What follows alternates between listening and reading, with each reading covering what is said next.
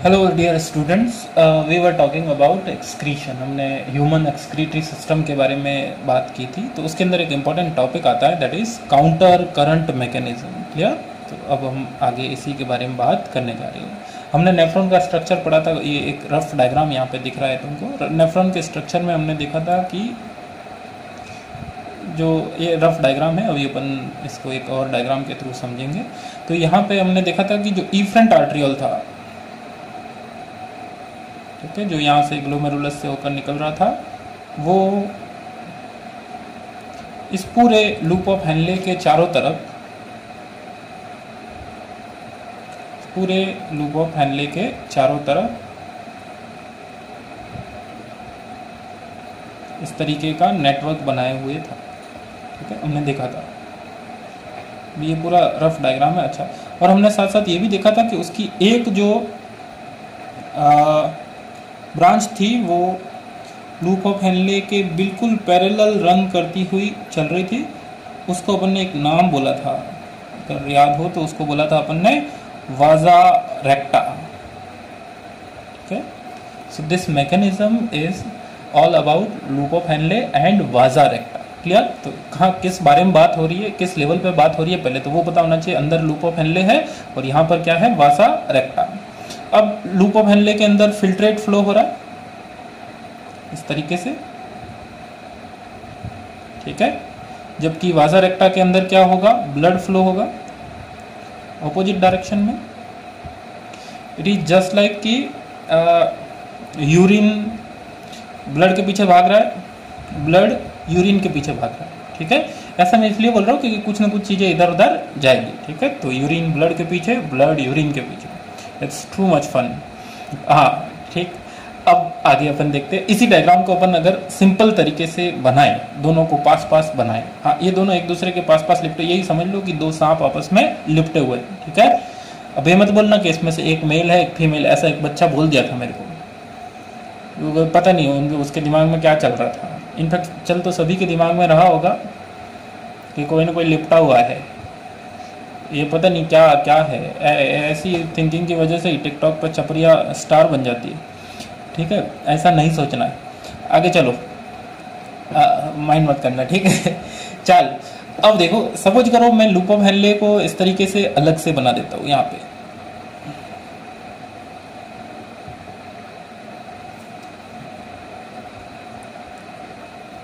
ठीक है, ये लूप ऑफ हेनले है।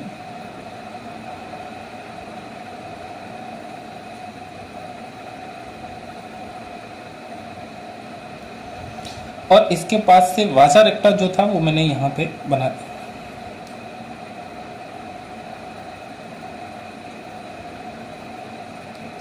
ये वाजा रेक्टा है। ठीक है, लूप ऑफ हेनले को आसानी से अपन पहचान पाए उसके लिए अपन यहाँ पे इसके पीसीटी भी बना लेते हैं। पीसीटी और बोमन कैप्सूल दोनों बना लेते हैं। ठीक है,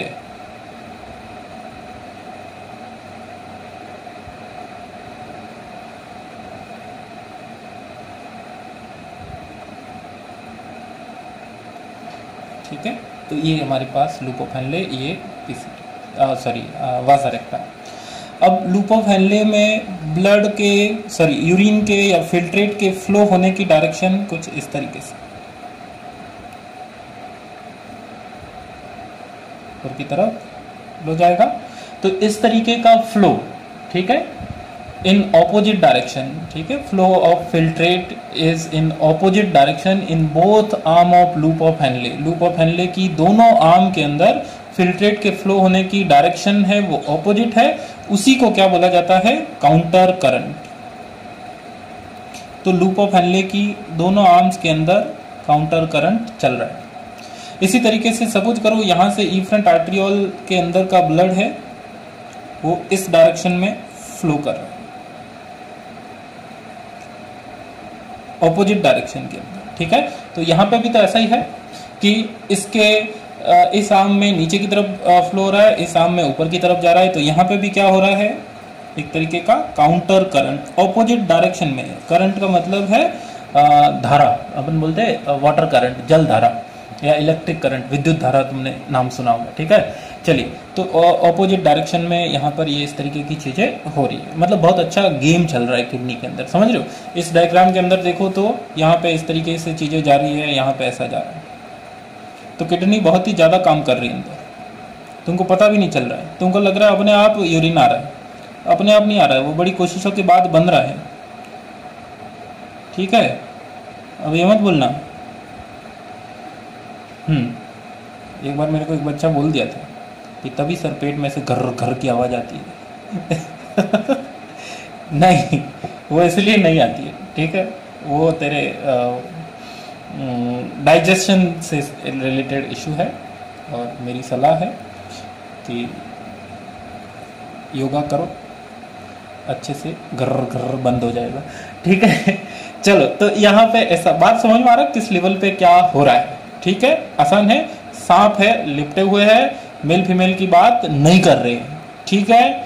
चलिए अब आगे चलते, यहाँ पे काउंटर करंट यहाँ तक अपने को समझ में आ गया। एक चीज और है, अब मैंने बोला था कि ब्लड है वो यूरिन के पीछे है, यूरिन है वो एक तरीके से ब्लड के पीछे लगा हुआ है, ये सारा मजेदार खेल अंदर ही अंदर चल रहा है। तो एक्चुअली हो क्या रहा है, इधर देखो, इस फिल्ट्रेट में से क्या, इस फिल्ट्रेट में से कुछ चीजें निकल कर किस में जाएगी, वासा रेक्टा के अंदर, ठीक है, और यूरिन है उसका फाइनली फॉर्मेशन होगा। आसानी से यूरिन के साथ में चीजों को ब्लड नहीं जाने देगा, ठीक है, हम हमारी बॉडी में से आसानी से चीज़ों को जाने नहीं दे सकते, ठीक है। तो चीज़ें तो आसानी से अपन जाने नहीं देंगे, और ब्लड भी पीछे लगा हुआ है कि नहीं, ऐसे आसानी से कैसे लेके जाने देंगे। तो क्या क्या चीज़ें इधर से उधर होती है, देखो इधर, और उसका रीज़न क्या है इधर से उधर होने का। अब इम्पोर्टेंट मुद्दे की बात, ठीक है, अभी तक फालतू बात नहीं कर रहे थे, लेकिन अब सबसे इम्पोर्टेंट बात चल रही है। इधर देखो, किडनी के अंदर, अगर मैं किडनी का यहाँ पे डायग्राम बना के दिखाऊँ तुमको, ये किडनी का डायग्राम था, ठीक है, और ये कौन सा रीजन था, मेडुला रीजन, ठीक है, जिसमें तुमको रीनल पिरामिड बने हुए थे, ठीक है, तो ये है मेडुला, और यहाँ पर है कॉर्टेक्स, मेडुला और कॉर्टेक्स, ठीक है। हमारे अंदर नेफ्रॉन कुछ इस तरीके से लगे हुए रहते हैं कि पीसीटी, डीसीटी, बोमन कैप्सूल वगैरह, वो तो सब कैप्सूल रीजन में, जबकि लूप ऑफ हेनले कहाँ होता है, मेडुला रीजन में। कहाँ पे, मेडुला रीजन के अंदर होता है, ठीक है। तो कहने का मतलब यहाँ पर कौन सा रीजन है, अगर मैं इस पार्ट को यहाँ पे दिखाऊं तुमको, ठीक है, इस पार्ट को कहाँ पे दिखाऊं, यहाँ पर, तो ये ऊपर वाला पार्ट कौन सा है, कॉर्टेक्स, सही है। और ये जो लूप ऑफ हेनले वाला पार्ट है, ये स्लोली स्लोली किस तरफ जा रहा है, मेडुला की तरफ जा रहा है, तो ये मेडुला रीजन, इसको बोला जाता है मेडुलरी इंटरस्टिशियम। आसान बात, कोई दिक्कत नहीं। अब तो बहुत ही आसान है, कॉर्टेक्स से लेकर मेडुला तक किडनी को लगी रहती है भूख। किडनी जैसे जैसे गहराई में जा रहे हैं, ऊपर सरफेस से अंदर की तरफ जा रहे हैं, वहां पर ऑस्मोलरिटी बढ़ रही है, एक तरीके का एक ग्रेडियंट बना हुआ है, ठीक है। यहां से अगर स्टार्ट करते हैं अपन, तो पीसीटी के आज से लेके 300, ठीक है, फिर 400, 600, 800, 1000, 1200 मिली ऑस्मो पर लीटर, ठीक है, इसकी यूनिट है, मिली ऑस्मो पर लीटर इसकी यूनिट है। ये एक ग्रेडियंट बना हुआ, मतलब कॉन्सेंट्रेशन बढ़ती जा रही है जैसे जैसे अपन कॉर्टेक्स से मेडुला की तरफ आ रहे हैं, ठीक है। चल, तो अब अपने को मालूम था कि सपोज करो यहाँ पे फिल्ट्रेट आया था, क्या आया था, फिल्ट्रेट। तो फिल्ट्रेट की ऑस्मोलरिटी थी 300, कितनी थी, 300 मिली ऑस्मोल, क्योंकि बहुत सारा पानी था उसके अंदर। हमको मालूम है लूप ऑफ हेनले की डिसेंडिंग आर्म किसके लिए परमिएबल होती है, वाटर के लिए, तो इसके अंदर से वाटर बाहर निकल जाता है,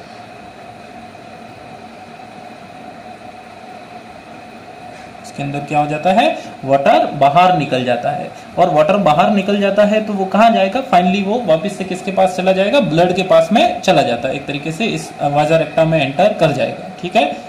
तो जैसे जैसे नीचे आ रहा है फिल्ट्रेट, उसके अंदर से वाटर कम होता जा रहा है, वाटर कम हो रहा है, तो कॉन्सेंट्रेशन बढ़ेगी कि कम होगी, कॉन्सेंट्रेशन क्या होगी, बढ़ेगी।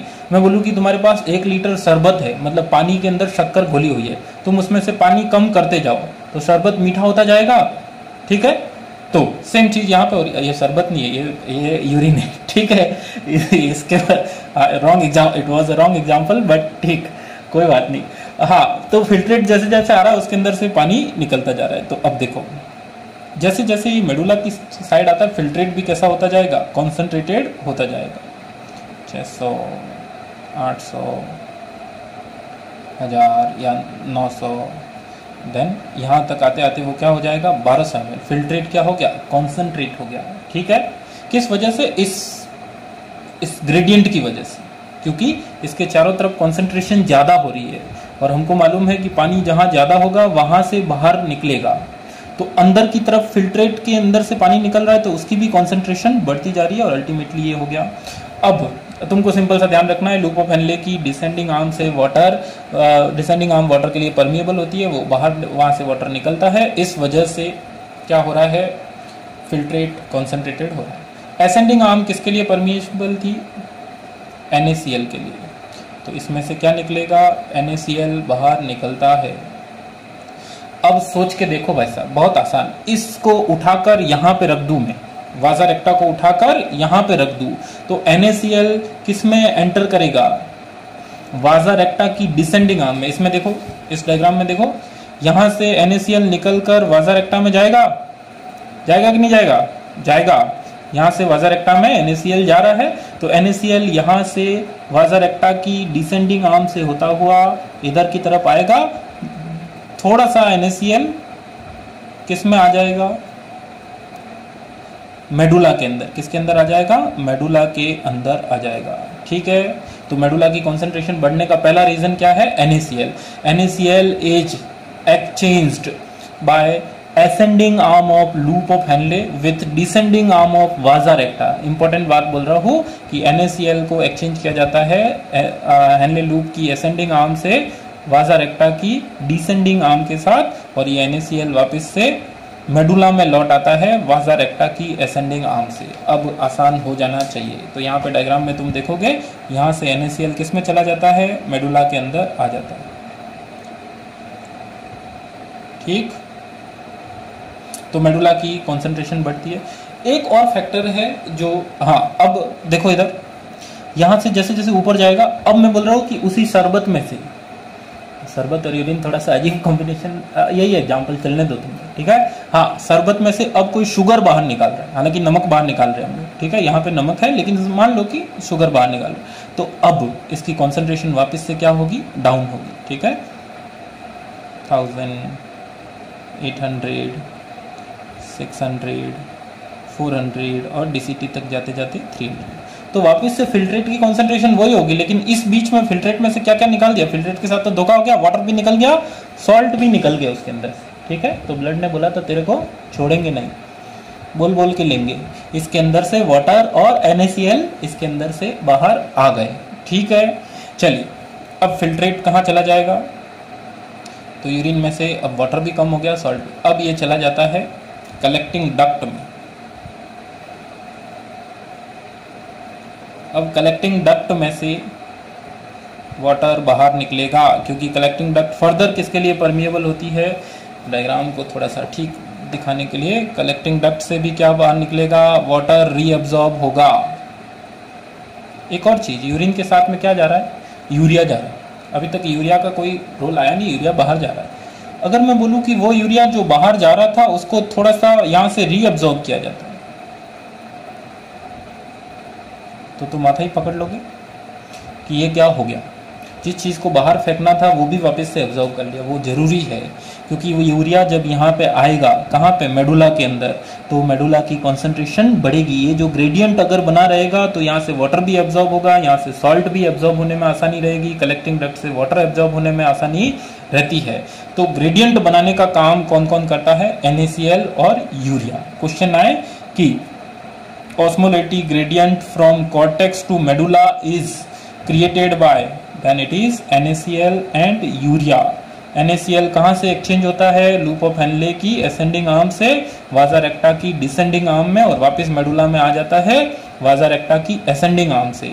यूरिया कहाँ से रीअब्सॉर्ब होता है, small amount of urea is reabsorbed from collecting duct, और उसको वापस से किस में डाल दिया जाएगा, लूप ऑफ हेनले की असेंडिंग आर्म में डाल दिया जाता है, तो ग्रेडियंट बनाने का काम ये होता है।